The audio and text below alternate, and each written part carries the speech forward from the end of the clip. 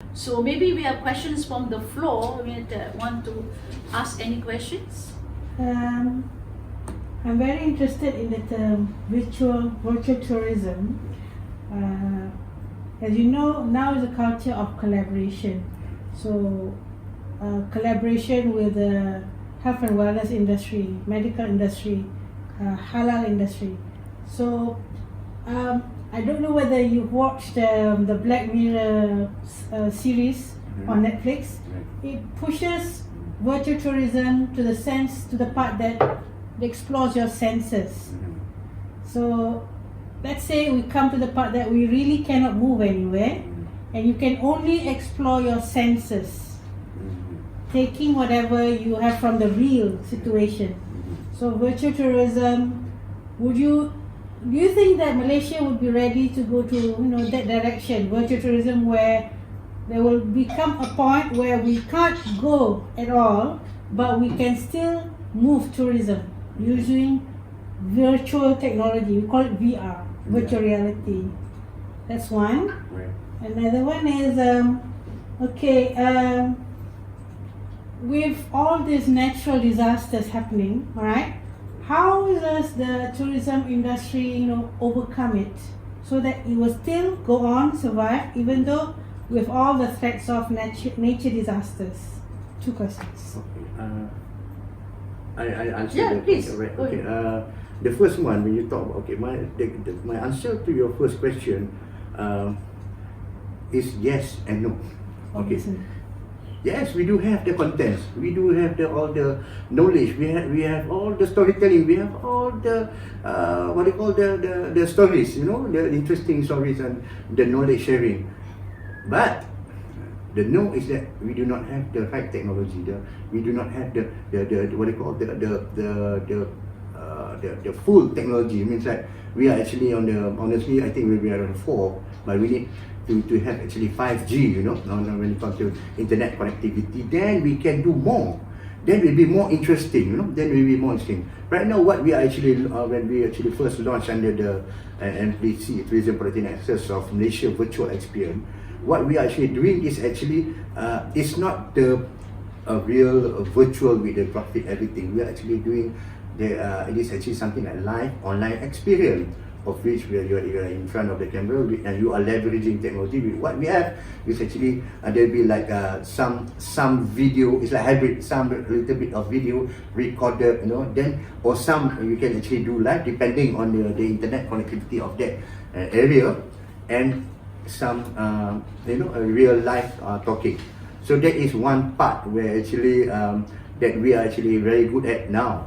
But to go more, we need all sort of we can actually use our 360 camera. We can use all sort of technology that is available out there. Even iPhone is giving a lot of 5G enable for this one, but we are not there yet. Even if this is available in Cyberjaya or big cities, but all our best product or I think is actually out there.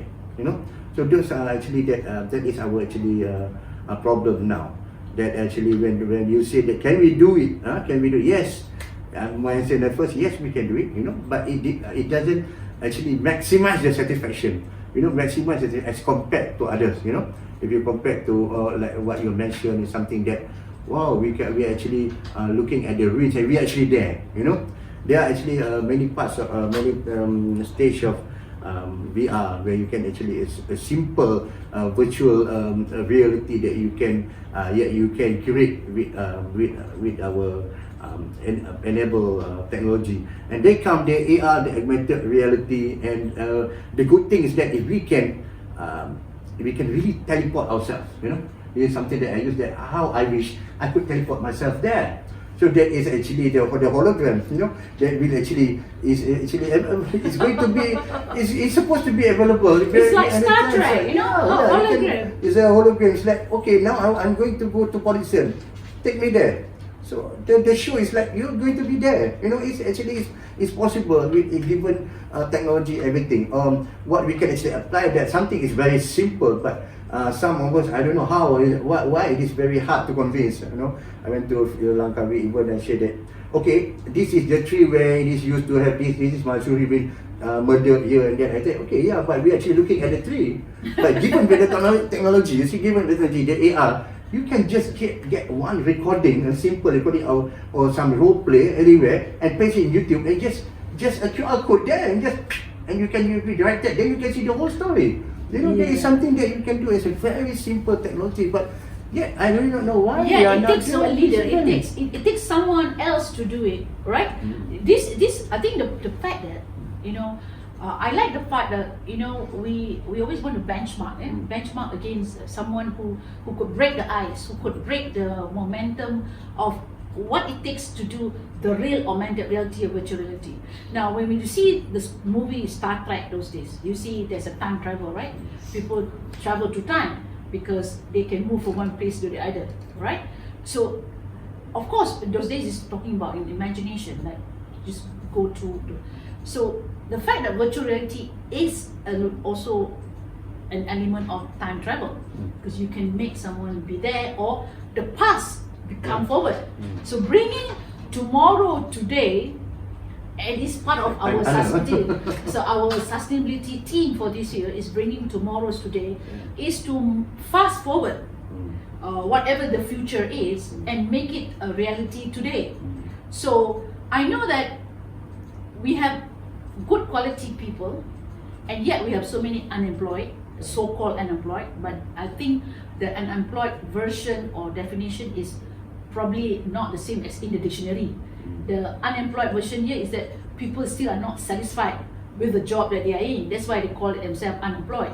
But the fact they are all fully employed somewhere or the other in doing something.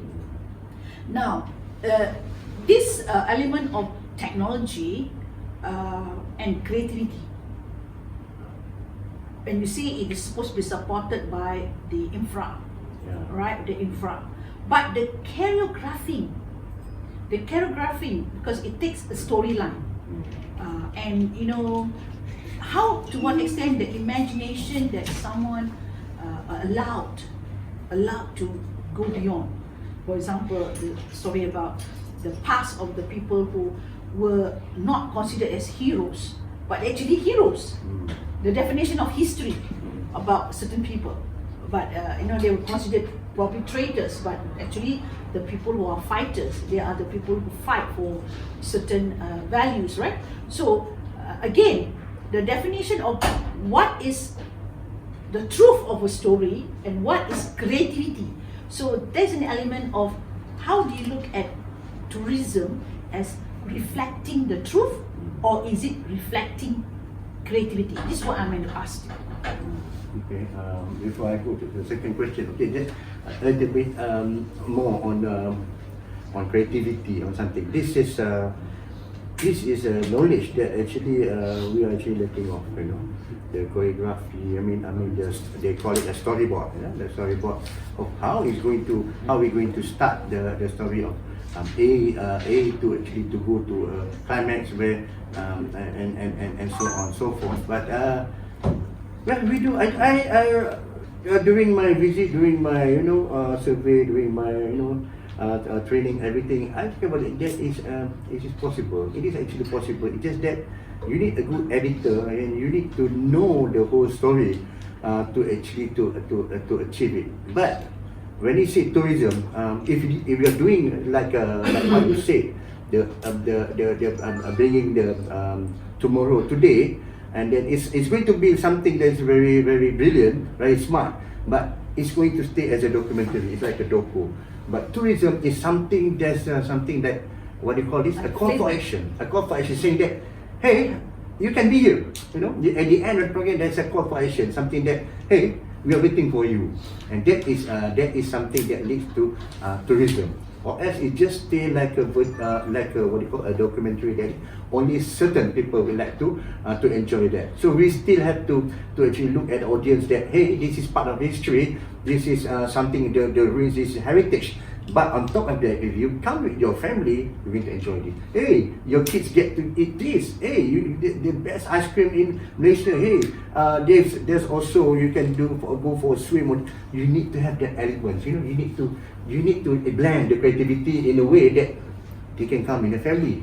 They actually only two actually love the history, but the rest is actually going for food, you know, and there's actually a foodie. So you have to blend it and you package in a way that, hey, we're waiting for you, or just get your discount now, everything, and that is actually, I call it as a virtual treasure, actually, or leveraging the technology to the benefit of tourism. Or else it will be a documentary, it's something brilliant. Add on, alright, Yeah.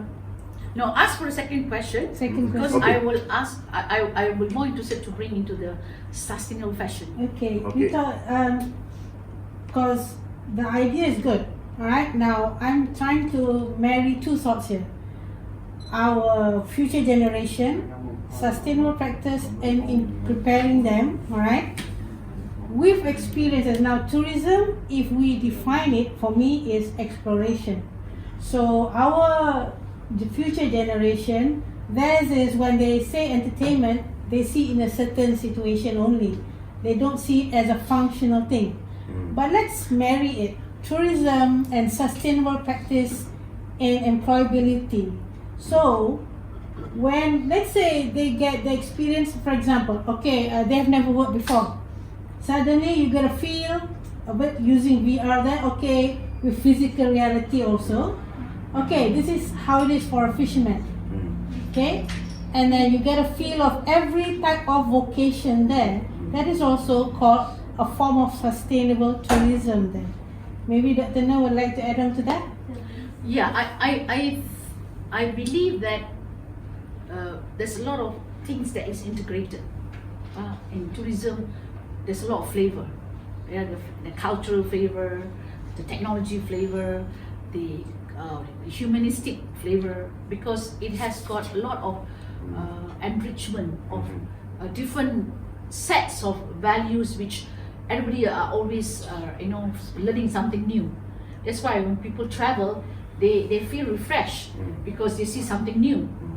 Even when they go to see places, even though you look at it, it is just a natural place with no development, but yet people find there's a lot of things that they learn out of there. So tourism has got its unique flavor of blending different messages to the individuals, right? This is a different kind of learning. If you go in and meet the Aborigines for sitting down with them for 1 hour and eating together with them, it's again, there's no technology there, whatever, but the reflection of what you see as who they are and what they are gives That's a you form a of real tourism. meaning. Yeah, that's a real meaning about what tourism is, right? Is bringing people together.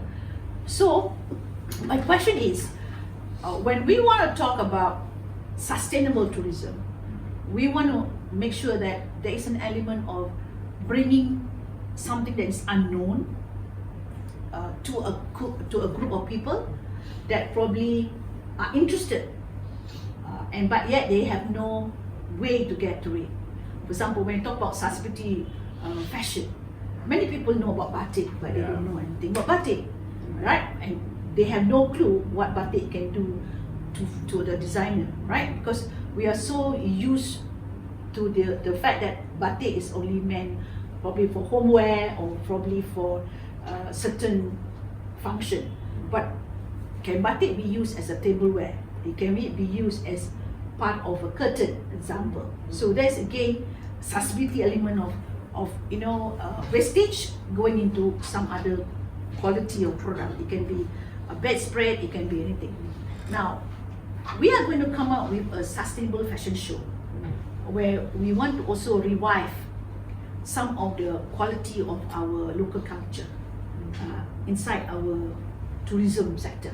And one of the reasons why we want is that we want to showcase, plus there's going to be a virtual selling about the products which people can make to order, and people can see the designing of our local talent, probably are much more better than the designing of the other people, right? Yeah. So for example, we're talking about if somebody wants to love to have hats, so we have to have like a batik hat, right? So again, this is trendsetters and look at it from a different perspective, that it is a quality that many people can just tweak a new creativity. Now, creativity sometimes it is out of an act of someone, and that it become viral, right? So, what do you think about that? Is how do you make tourism become viral? The question is how to make it viral. Yeah. Okay. Interestingly enough, that apart from technology, that we can actually do on the human interaction and everything, and this is what we are implementing now. We call it humanity-based tourism, where you can sit down with the orang asli or these people and get to know them. It is a humanity-based tourism. Okay, when it comes to your question on fashion and everything, how to make it viral, how to make it, it's a big question where you must actually trigger an interest, and you need to know your target audience. Firstly, you really need to know that your target audience. Who are you targeting? You are targeting to those who are actually interested in sports. Definitely the culture, the fashion will not we get a very low support from this community. But you're talking about the existing, players. You're going to have one another issue is that they're saying that you're not getting our endorsement. We know better. Actually, we are supposed to do it. Apart from that, you have to do collaboration with this designer and everything, and you're going to have a lot of a new mindset of this and that. But again, when you say the awareness, I mean to reach to a new market, a new group of people to really understand what is fashion and sustainability. That is a very good topic to begin with. And to begin is actually to come up with an awareness saying that what happened to the batik? Why we must protect the batik? And what's the difference between the printing batik and also the original batik? Where you use the colors and everything. They call it chanting, and you need to use that wax.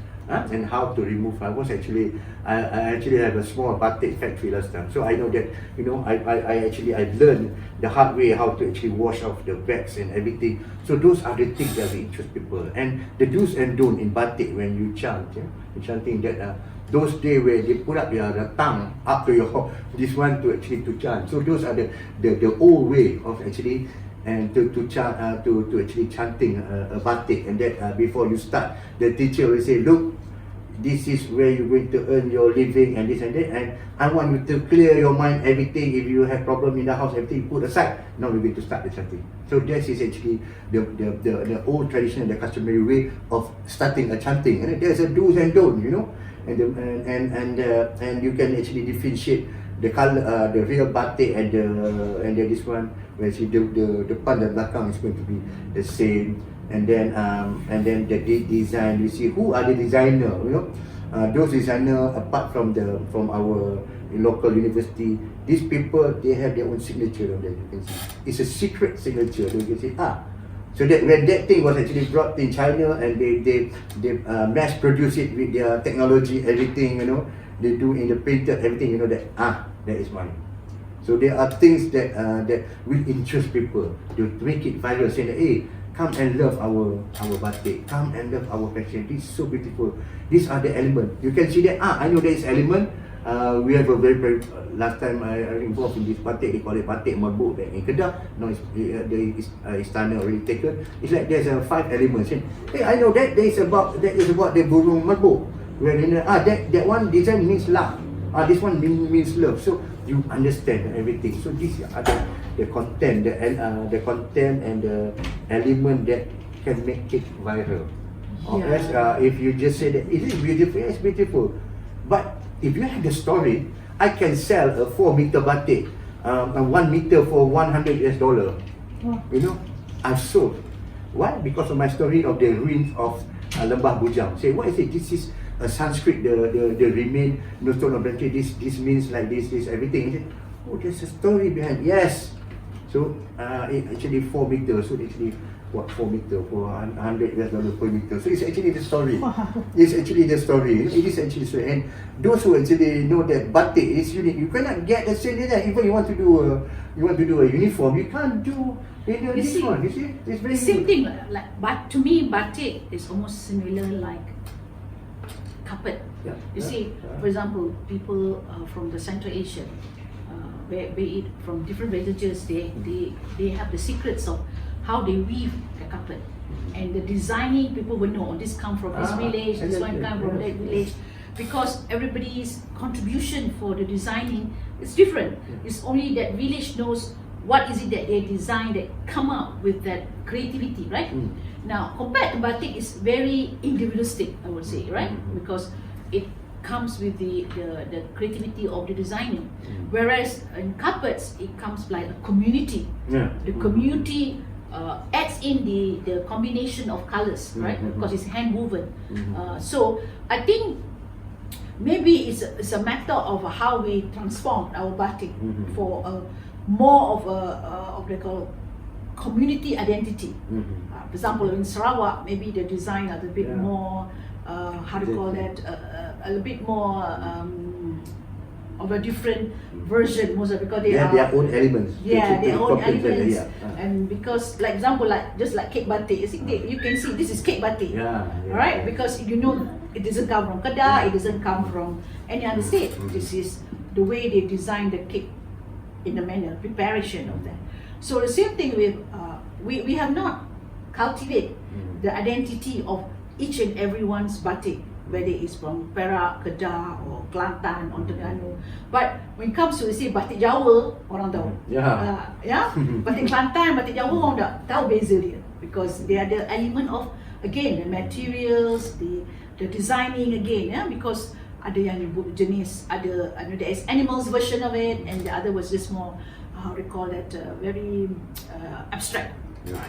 Abstract. So again, there is a lot of story to tell behind the tourism element. You know, even when I was in US to pursue my study those days I was in Indiana, and I was looking for what are the tourist attraction in the area that can attract a lot of people. So they told me there was one fish that is 100 years old. And it's inside a cave. And inside the cave there is a 100-year-old fish. It's pure white. But to go inside the cave, you got to take a boat. Then you see the fish, which is pure white. So again, it becomes a tourist site. And there is a story for the fact that you're looking for a fish that is pure white and 100 years old, and it is this size. It's as small as this, and it's a 100-year-old fish. So you can imagine, you expect a 100-year-old fish to be as big as a whale, but the version is as small as just 1 inch. That gives a lot of the attraction again. But and because it's the fish cannot go out into the sun, and that's why they are only found inside the cave. It becomes a tourist attraction. All right. So this is where a lot of us don't see quality of reporting what is interesting in that area. Exactly. Right. So this is where, because everybody think that we are all the same. Everywhere is the same. Actually, everywhere is not the same. There's some unique flavor, right? Unique flavor, be it the food, be it the house, the version, the language. So again, how do we make tourism become the industry so that everyone can have prosperity coming out from it? That's called sustainable tourism. Be sustainable while you get prosperity out of the culture that we have, out of the location that we have, out of the story that we have. That is something that we don't have the training for this.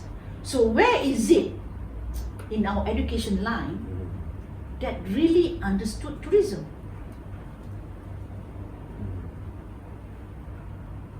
So back, is it a question? Are you trying me? I mean, where is it that people understood the economy of tourism?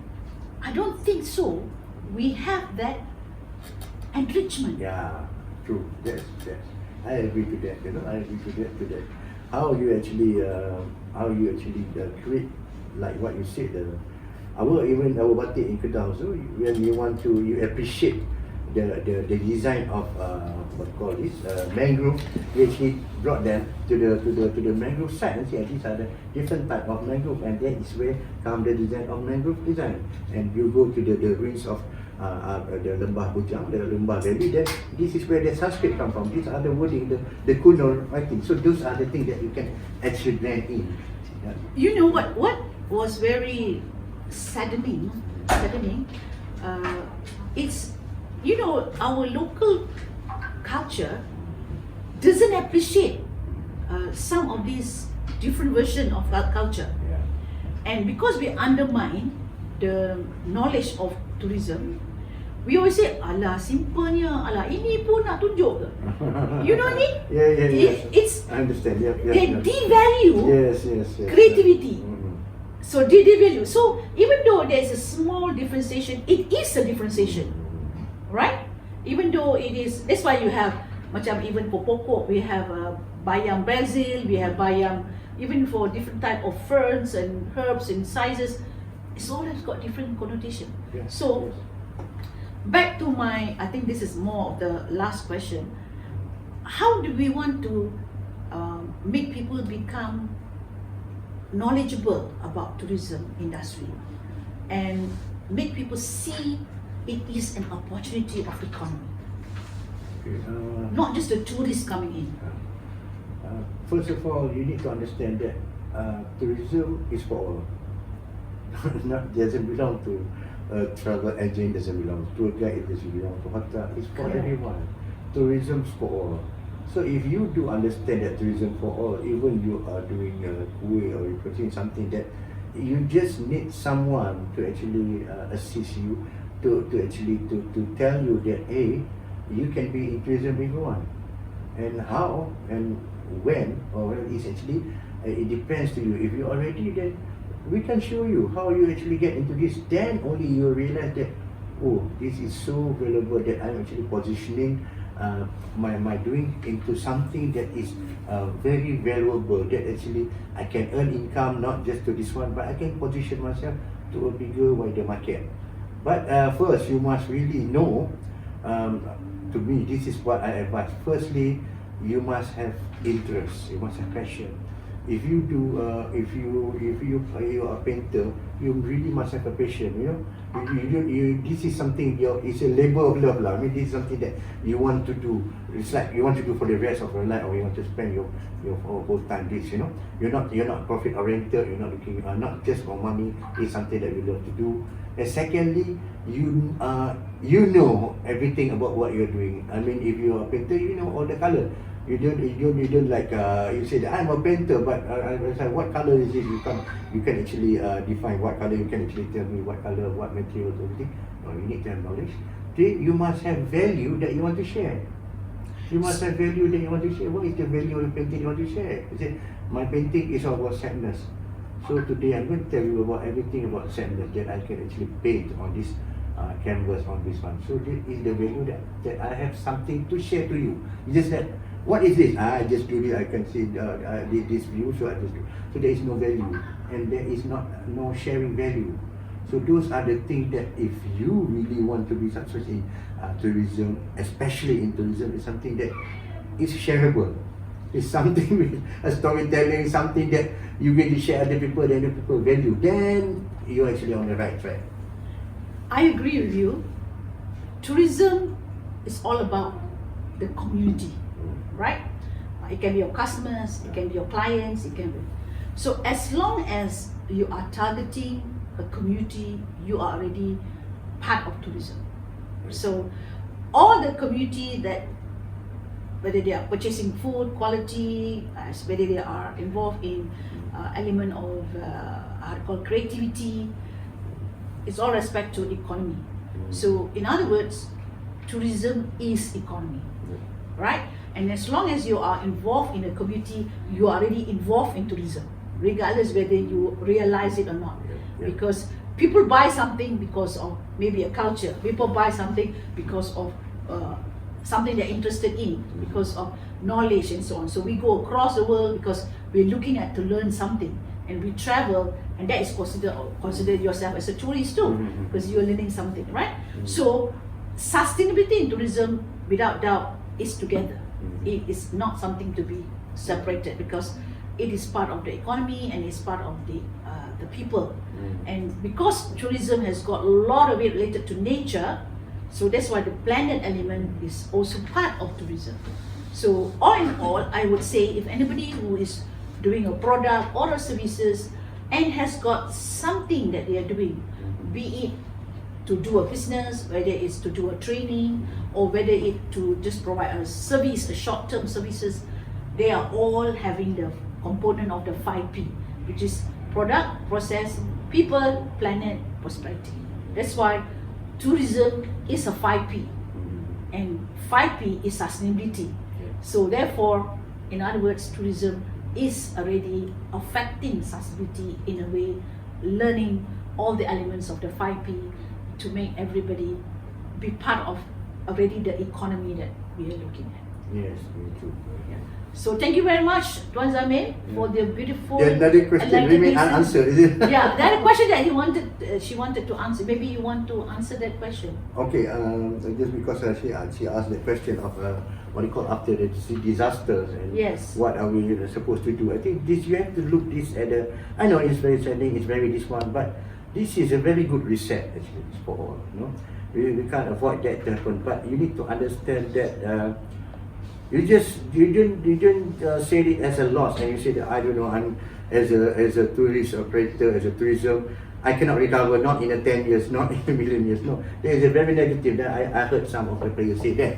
I said no, you have to look it in a positive way. It is actually that if you are actually positive, actually saying that this is what happened, just like this one auntie, you know, you just only tinggal tangga, the rest is gone. So I said, do you know, have you heard of the ruins of Rome? You know, they are selling it. Yeah. They are selling it. So I was there and I told her saying that if it is properly orchestrated, I mean it is actually conducted, you know, the people can come and to Hulu Langat to actually see, to actually witness the ruins of Hulu Langat, where the you know now and then and now is that how we value it, and these are the things that you cannot see anywhere. You can't see. I was just about to say, with the fact that the flood happened, it is already part of tourism. Yes. Because the moment you see there's a change in history, that is already attraction of tourism, right? The before and the after and so on. So without doubt, whether it's a disaster, whether it is a normal economy, and whether there's the futuristic economy, it is all related, already affected with the word tourism, right? Whether it is called good tourism, bad, there's no such thing as bad tourism, good tourism. Exactly. It is a tourism industry by itself. This is a blessing in disguise, where now you take the opportunity of the ruins first before you build up a new thing, but you need to remember that a disaster management is very different than what we're having. It's not just you can be overcome by disaster management. It requires something like a real crisis. It's something that you need to restart with a rebranding and those things. And this is where the sustainability can come in practice. And this is where you can actually bring them together, saying that look, this is not lost. This is something that you can gain. The ruin of Hulu Langat. These are the things that you can still remain there, you know, to show to the tourists that this is what happened. This is before, this is after the things, and you can actually. Do you know that we also have the term dark tourism now? Yeah. Because for example, like it's a paranormal. the tsunami and all that, not actually paranormal. All the tragic things like what you mentioned, Atta, we are taking in the humanity part there.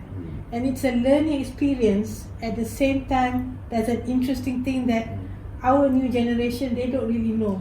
What happened to Aceh during tsunami? Yeah. Because there was totally a wash off, right? A wash off in the fact that nothing was left behind. But the fact that they rebuild it. What is lost is material, Yeah. but what is gained is knowledge. Yes. So to Very me, true. tourism is not about it's not a dying economy. It is always a refreshing economy. The fact that people will always come back to see the differences, to see what has been changed, what has been improved, and with the fact that the name that you have, for example, as you say, Kuala Lumpur or whatever, the branding, Rome, Yep. people will still come back Yeah. because it has value. The name has got value, Yeah. even though it have changed through the generations of the people that have come through, right? Right. So thank you very much, Muzammil. Welcome. You have enlightened us with a wider meaning of tourism, and I believe tourism is here to stay. And say, tourism is economy is sustainability, Sustainability, and true. of course, sustainability is knowledge. So we cannot do away the fact we will always keep on changing with the new knowledge. So with that, thank you very much. Thank you Thank for you. inviting. Thank you for the Alright. opportunity. Yeah. So kita go for the next